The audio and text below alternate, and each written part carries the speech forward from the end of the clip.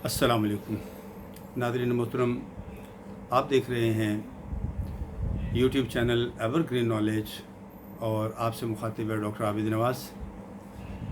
नाज़रीन, आज मैं अपने एक व्यूअर की फरमाइश पर साइनस और साइनसाइटिस के बारे में बताना चाहूँगा कि साइनस क्या है और ये कितने होते हैं।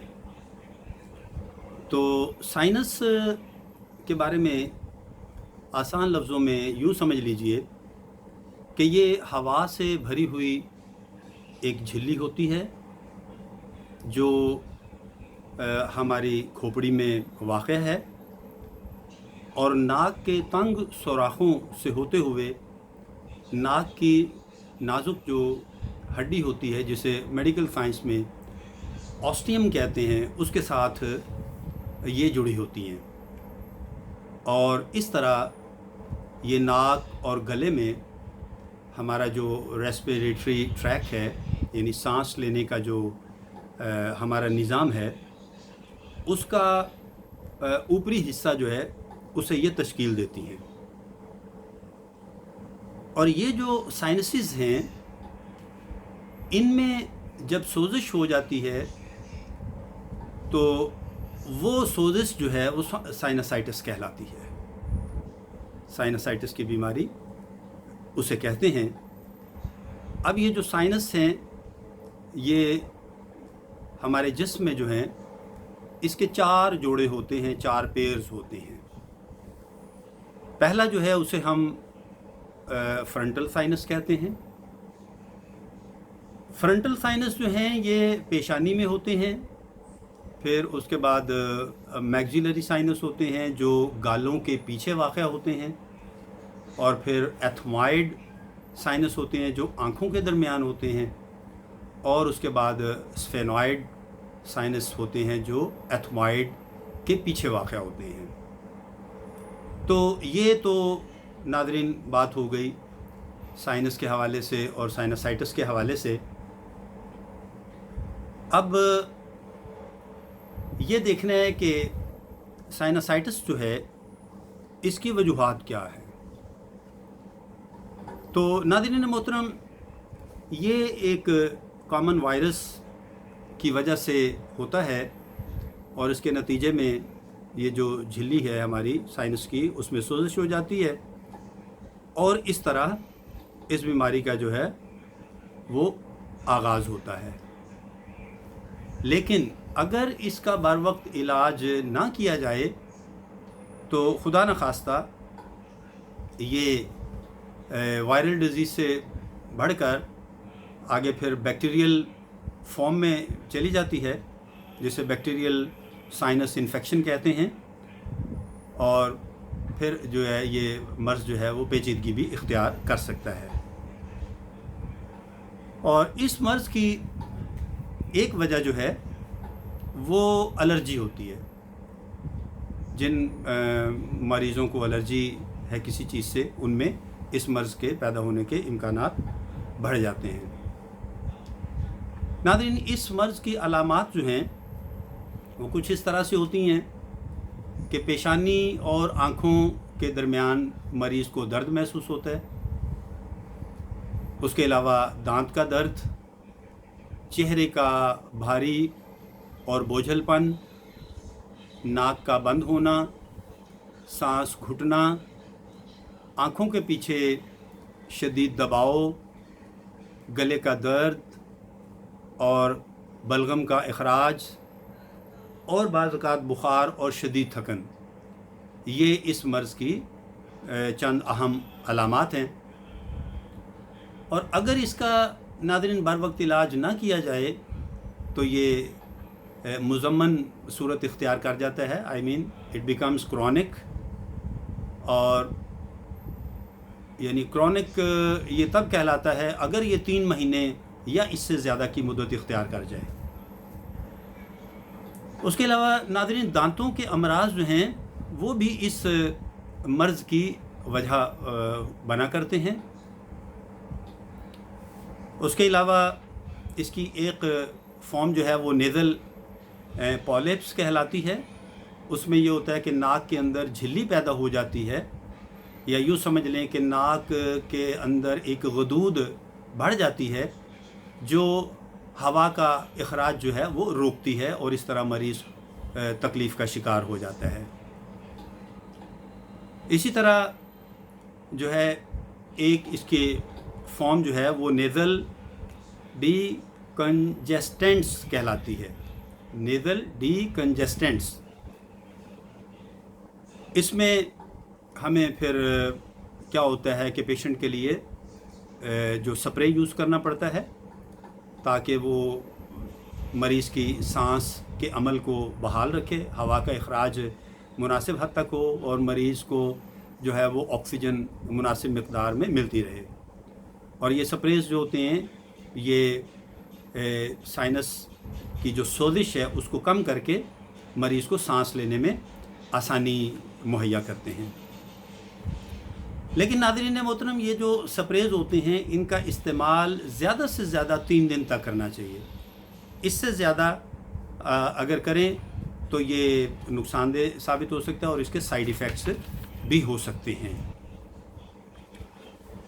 باقی مریض کے لیے احتیاطیں جو ہیں وہ یہ ہیں کہ گرم ہوا میں اسے سانس لینی چاہیے، اس سے مرض میں کمی ہوتی ہے۔ البتہ اگر درج ذیل علامات ہوں جو میں ابھی بیان کرتا ہوں آپ کے سامنے، تو پھر آپ کو ڈاکٹر سے رابطہ کرنا چاہیے۔ مثال کے طور پر بخار، سر درد اور نظر میں اگر کچھ مسئلہ ہو، پیشنٹ کو ڈبل ویژن ہو جاتا ہے، دوہرا نظر آتا ہے، آنکھوں میں سوزش ہو جائے، گردن میں اکڑن پیدا ہو جائے، یا گلے کا شدید درد ہو، یا بلغم کا اخراج ہو، خاص طور پر زرد یا سبز رنگ کی بلغم، تو اس صورت میں ڈاکٹر سے رابطہ کرنا چاہیے۔ اور کرونک سائنسائٹس جو ہے اس میں تو خدا نخواستہ سرجری تک کی بھی نوبت آ سکتی ہے، اور کبھی کبھی یہ مرض پیچیدہ ہو کر آنکھوں سے ہوتا ہوا کان تک اور پھر کان سے ہوتا ہوا دماغ تک اس کا اثر جا پہنچتا ہے۔ تو سائنسائٹس کے مریض کو ناظرین تمباکو نوشی سے پرہیز کرنا چاہیے، خشک ماحول سے بچنا چاہیے، اور اس کے علاوہ جو ہے اگر ضرورت پیش آئے تو ہیومیڈیفائر اس کو یوز کرنا چاہیے۔ زیادہ سے زیادہ فلوئڈز جو ہیں وہ اس کو پینے چاہیے، اور کرونک الرجی اگر اس کو ہے تو اسے کرونک الرجی کا علاج بر وقت کروانا چاہیے۔ تو ناظرین یہ مرض جو ہے یہ کبھی کبھی وبا کے طور پہ بھی پھیلتا ہے، بخار کی علامت آ جاتی ہے، چھینکیں آتی ہیں مریض کو، ناک بھی اس کا بہتا ہے، کھانسی بھی ہو جاتی ہے، سر درد، طبیعت میں بوجھل پن، اور ایسا مریض جو ہے وہ پھر کھانے پینے کی طرف رغبت نہیں رکھتا، تمام جسم میں درد بھی ہوتا ہے، آنکھیں سرخ ہو جاتی ہیں، روشنی سے اس کو الرجی ہو جاتی ہے، اور خدا نخواستہ اگر اس مرض کو پر جلد قابو نہ پایا جائے تو یہ نمونیا کی شکل اختیار کر سکتا ہے۔ ناظرین اب اس سلسلہ میں چند دوائیں جن کا تعلق ہومیوپیتھک طریقہ علاج سے ہے وہ بیان کرنا چاہوں گا۔ ہومیوپیتھی میں ڈاکٹر شوسلر نے ایک طریقہ علاج ایجاد کیا تھا، یعنی نمکیات کے ذریعے، جس میں انہوں نے 12 نمکیات جو ہیں وہ ان کی مدد سے مریض کا علاج کرنے کا طریقہ ایجاد کیا تھا۔ تو اس سلسلہ میں یہ ہے کہ اگر مریض کا سر درد ہوتا ہو اور اس کو جو ہے وہ بلغم کا اخراج زیادہ ہو، اور اس کے جسم میں تیزابیت پائی جائے، اور نیند اسے بہت آتی ہو، زبان اس کی سیاہی مائل ہو اور اس پر لیسدار میل جمی ہوئی ہو، مریض کو پیشاب کم آئے اور بخار بھی ہو، تو ایسی صورت میں اس کو ہومیوپیتھک میڈیسن جو ہے نیٹرم سلف، اس کا استعمال مناسب ہوتا ہے۔ اور اگر مرض کا ابتدائی درجہ ہے اور لیکن اس میں بخار ہے اور ساتھ میں نزلہ ہے تو پھر فیرم فاس مفید دوا ہے۔ اگر مریض کو بہت زیادہ کمزوری ہو گئی ہو اور پٹھوں میں درد ہو تو پھر کالی فاس مناسب ہے۔ اگر ناک کی جھلی میں اس کو ورم محسوس ہو، سوزش اور زکام اور نزلے کے ساتھ گلے میں درد ہو، جلن ہو گلے میں، اور بعض اوقات گلے میں زخم بھی ہو جاتے ہیں، اور اس کے ساتھ زبان پر سفید رنگ کی تہ جم جائے، تو کالی میور جو ہے وہ دینی چاہیے۔ اور اگر مریض کو نزلے زکام کے ساتھ چھینکیں آتی ہوں اور بالکل پانی جیسا زکام جو ہے وہ بہتا ہو، تو پھر دوا جو ہے وہ نیٹرم میور ہونی چاہیے۔ اور اگر خدا نخواستہ بخار ہو جائے مریض کو تو اس میں پھر کالی سلف جو ہے وہ ایک مناسب دوا ہے۔ اس کے علاوہ چند علامات کچھ اس طرح کی بھی ہو سکتی ہیں کہ اگر زکام ابھی ابتدائی اس میں دور میں ہے اور ناک میں سوزش محسوس ہوتی ہے اور ناک جو ہے خشک اور اکڑا ہوا ہے، گلے کے پچھلے حصے سے سفید بلغم جو ہے وہ اور گاڑھی بلغم خارج ہو، سانس آنے میں دقت ہو، تو فیرم فوس میڈیسن دینی چاہیے۔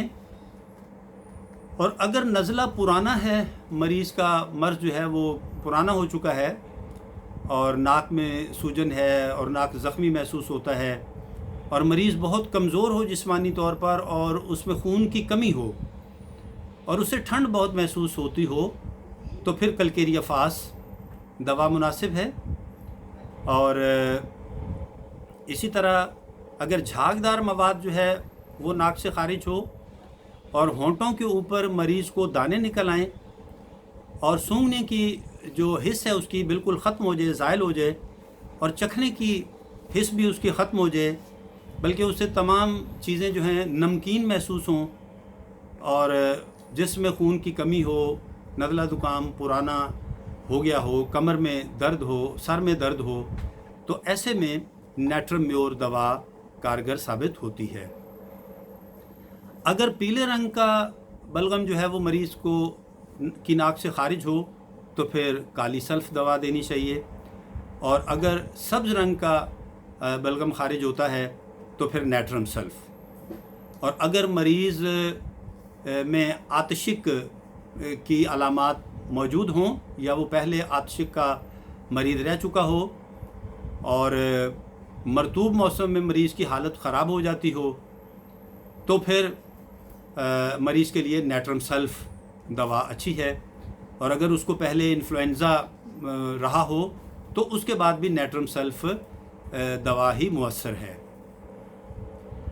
اس کے علاوہ ناظرین، اگر ضدی قسم کا زکام اگر کسی کو ہے جو ٹھیک ہونے میں ہی نہیں آتا، تو اس سلسلے میں پھر مریض کو جو ہے نا، ایسے مریض کو سلیشیا میڈیسن دینی چاہیے، ٹھیک ہے۔ اور اگر مریض آرام کرے پھر بھی اس کو افاقہ نہ ہو، ناک سے بدبودار مواد جو ہے وہ خارج ہو، ناک کے اندر جلن بھی ہو اور خشکی بھی ہو، اور ناک کے کنارے سخت ہو گئے ہوں، اور یوں بلکہ اس کو محسوس ہو، یوں لگے جیسے ناک کے اندر کسی نے کوئی چیز ٹھونک دی ہے، اس طرح سے اس کو تکلیف محسوس ہو، تو بھی سلیشیا دوا جو ہے یہی کارگر ہے۔ اس کے علاوہ اگر گاڑھی زردی مائل خون ملی بلغم خارج ہو مریض کو، تو پھر کلکیریا سلف جو ہے یہ دوا اچھی ہے۔ نزلہ اگر کبھی خشک ہو جائے اور کبھی تر ہو جائے، ناک سے رطوبت کافی مقدار میں خارج ہو اور سونگھنے کی حس مریض کی اگر ختم ہو گئی ہے یا متاثر ہو گئی ہے، تو میگنیشیا فاس میڈیسن جو ہے وہ بہت اچھی ہے۔ ان دواؤں کے ساتھ ساتھ ناظرین محترم، اگر سردی لگنے سے کسی کو یہ علامات پیدا ہو گئی ہوں سائنوسائٹس کی، تو پھر کیمفر دوا جو ہے یہ بھی بڑی ہی مؤثر دوا ہے۔ اور اگر کھانسی کے ساتھ مریض کو یہ علامات ہوں، یعنی کھانسی بھی ہے اور ساتھ میں یہ اس کو سائنوسائٹس بھی ہے، تو پھر اوسیمم میڈیسن جو ہے یہ بہت ہی مناسب ہے۔ تو ناظرین، اس کے ساتھ ہی میں اپنے آج کے اس لیکچر کا اختتام کرتا ہوں۔ امید ہے کہ آپ کو ہمارا یہ لیکچر پسند آیا ہوگا۔ ناظرین، یہ میں نے عمومی علامات اور ان کا علاج جو ہے وہ بیان کیا ہے، لیکن اس کے لیے بہترین طریقہ یہی ہے کہ مریض کو چاہیے کہ وہ اپنے معالج سے رابطہ کرے اور مزید اپنی علامات جو ہیں وہ اپنے معالج سے ڈسکس کرے، تاکہ زیادہ بہتر اور زیادہ اچھی دوا اس کے لیے تجویز ہو سکے اور مریض جو ہے وہ جلد صحت یاب ہو جائے۔ تو ناظرین، امید ہے کہ آپ کو ہماری یہ ویڈیو پسند آئی ہوگی اور آپ ہمارے چینل کو لائک، شیئر اور سبسکرائب کریں گے۔ آئندہ ویڈیو تک کے لیے اجازت چاہوں گا، اپنا بہت خیال رکھیے گا۔ اللہ ہم سب کا حامی و ناصر ہو۔ فی امان اللہ۔